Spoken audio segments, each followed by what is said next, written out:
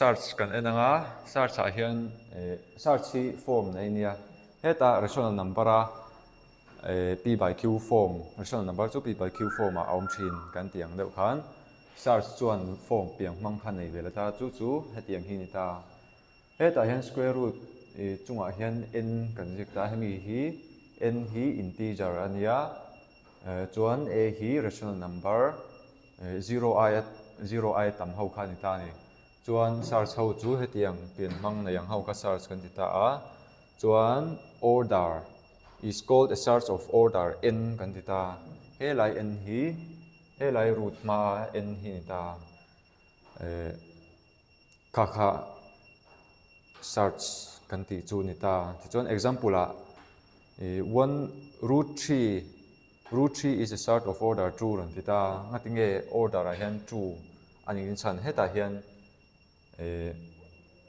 root 3 ma hian eng number ma kan box zero kan ti mai the ma se etiang root reng hi enti kan zia thei kan ti chuan power in 3 to the power 1 by 2 in kan ziak thei ni zia chu helai hian 2 ti na ni ta zia chu a order chu ta hian hei 2 hi kan nei thei ti na ni chu chuan a dot lea 3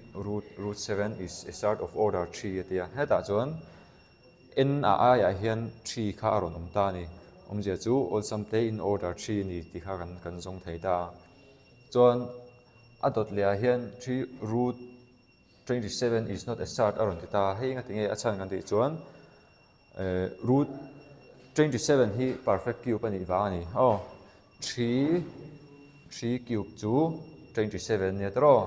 chuan hei hi entinge 27 kha square root 1 by 3 tin kan ziak the kan ti tro tin kan ziak thea ma se entinge kan ti le thei kan ti chuan 27 hi perfect cube ani wangin 3 cube ani kha lo ngai ta 1 by 3 chuanin 3 into 1 by 3 chu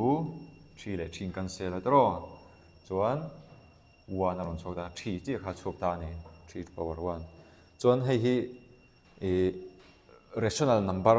aron chhawk ta dei mai zia chu search ani ve lo a chan chu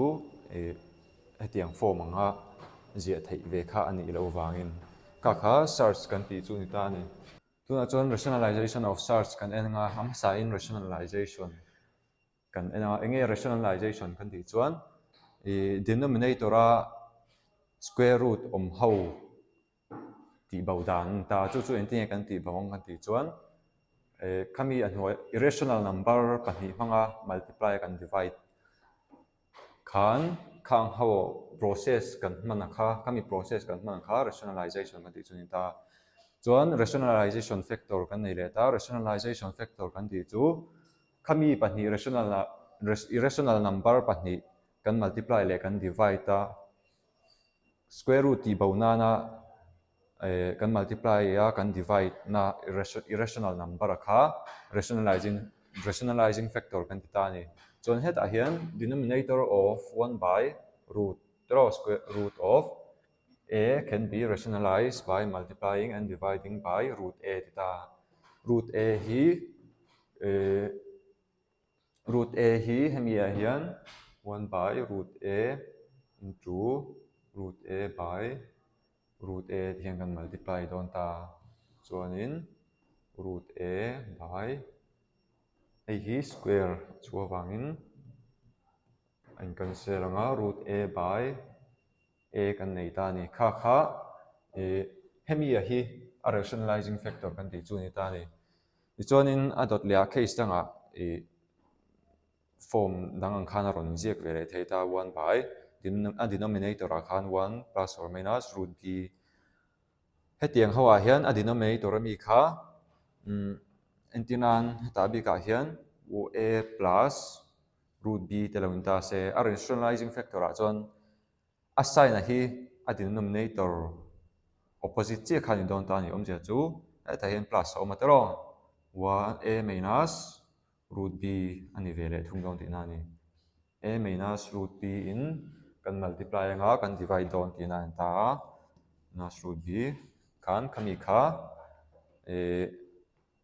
hetiang ang chi case a hian hei hi kan rationalizing factor chu in ta ni chuan chu tiang zel chuan 1 by root a plus or minus root b at te khan kan rationalizing factor chu tur chu heta hian plus ani chuan minus ve khan down ta kan minus in kan multiply kan divide anga chuan mai ro chu a denominator a khan root a minus root b ni chuan a rationalizing factor a root a plus ani vele thung don ta ti na chu root a plus root b divided by root a plus root b kami kha a rationalizing factor kan ti chu in ta chuanin ti khan a sang form sang khan a ron kal ta ni ma se a process kha chu in ang reng ta heta ve thung ni chuan heta root a om lo khan rational number engpo kha a ron om thea a plus b root x a chunga miang bok khan plus a ya minus kan hmanga chumi chu kan multiply nga kan divide anga chuan khamia kha kan rationalizing factor kan ti chu ni ta ni chuan example han chuk tai la example a rationalize the denominator by 1 by root 3 ron ti ta kimi irrational number denominator a root 3 om khi engtin nge kan rationalize ang anti ta rationalize kan ti kha chuan rational number pahnia multiply divide khan ta tero chuan heta kan irrational number root 3 hi 1 by root 3 hi mang hian kan multiply anga kan divide don ani rationalize a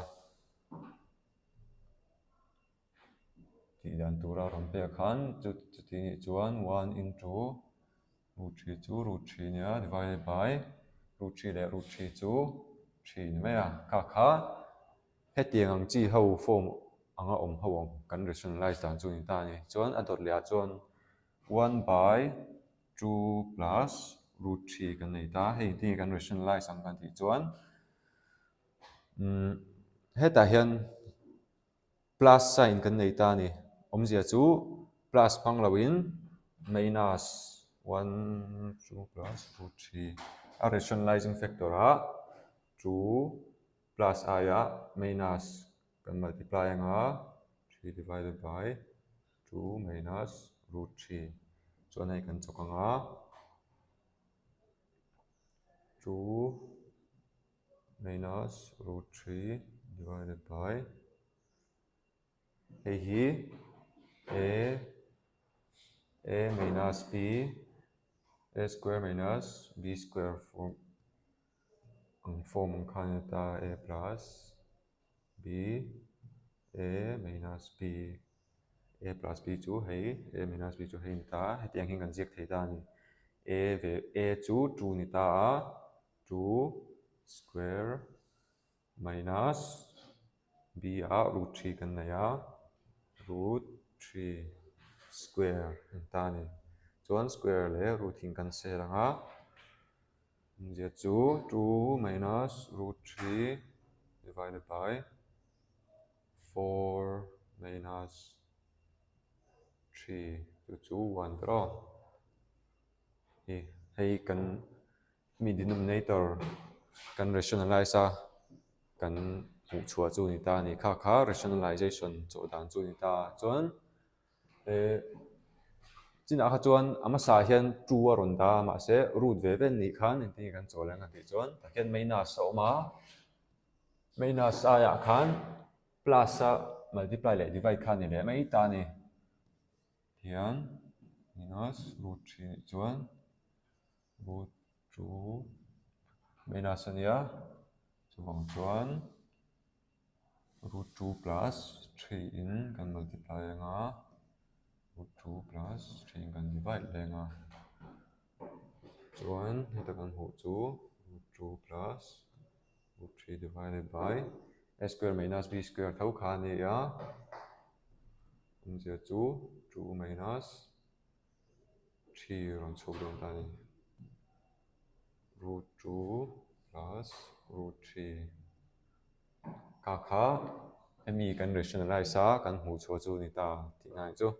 chuan a dot lea 2 plus 3 root 5 something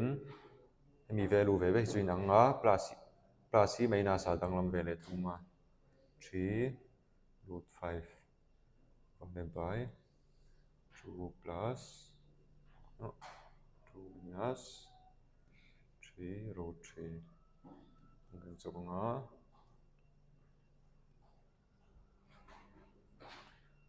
a square minus b square thaw niya 2 to r 4 minus 9 chuan root 5 into root 5 chu 5 ania 9 into 5 ka hei kan chok chuak anga khami a kha rationalization kan ti chu ni ta ni chuan hei hi kan rationalizing factor